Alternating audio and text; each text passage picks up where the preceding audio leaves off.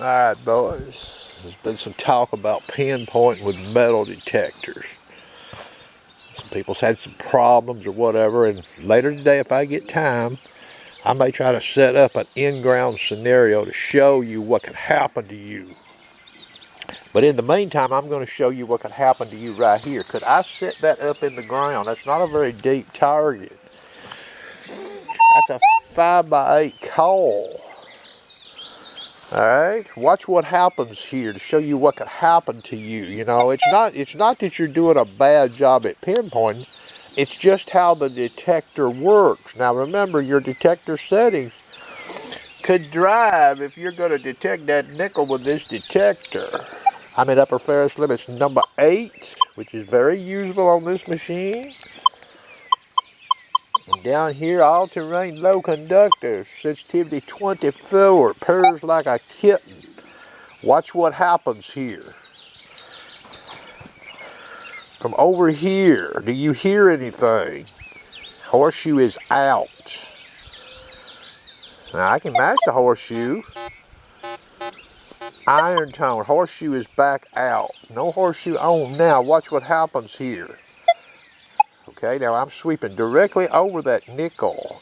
Nothing. I'm backing the call up. You hear that? That's that nickel.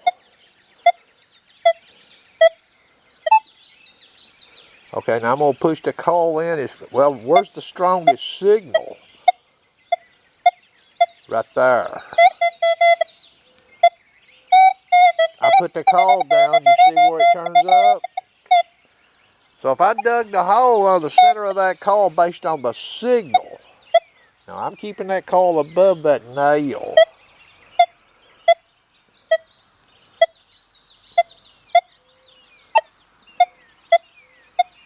Right there is best achievable signal. The nose of that coil is sitting on that nickel. Okay? Remember, we can't see that what we're looking at there in the wild. See where I'm getting my sweep there? Best achievable signal.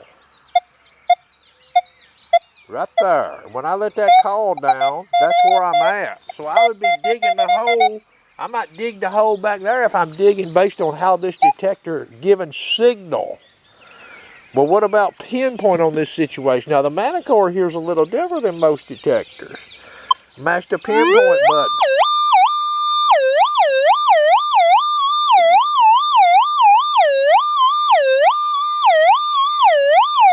So you'll see that trace starting to come down when I've got the call back here. Just like when I'm trying to detect the target. Pinpoint here doesn't do me a bit of good. That's the nail.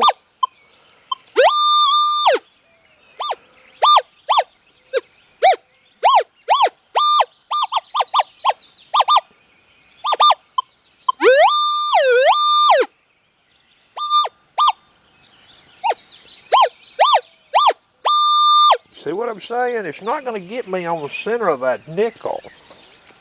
Now I'm going to turn the pinpoint off on this machine. We're going to shift this nail. Leave that nickel alone there.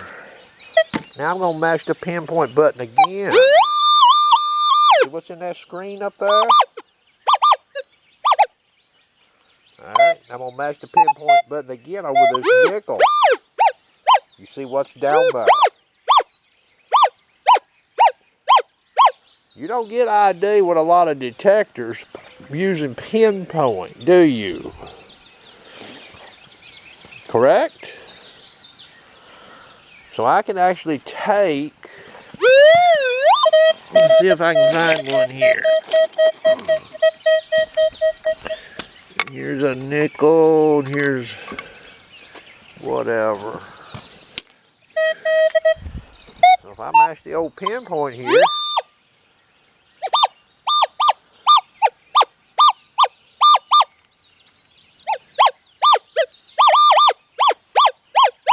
so using pinpoint there, I can tell which is which, high conductor versus low conductor. Okay, there will be situations using equipment Even that small coil there, I may set a stage a DS2 with 11 or 9 inch coil setup. It won't be ultra deep, maybe 5 or 6 inches. We'll try 5. I'll show you what can happen to you. You're going to be thrown off depending on maskers. It can be modern trash even that throws you off on where you get your best signal. Now remember, when you go to Pinpoint on the DS2, you could have 2 non-ferrous targets down there. The trashy target has caused you to have to pull your coil back or push your coil forward. Okay? And then when you go to Pinpoint, you may hear both targets.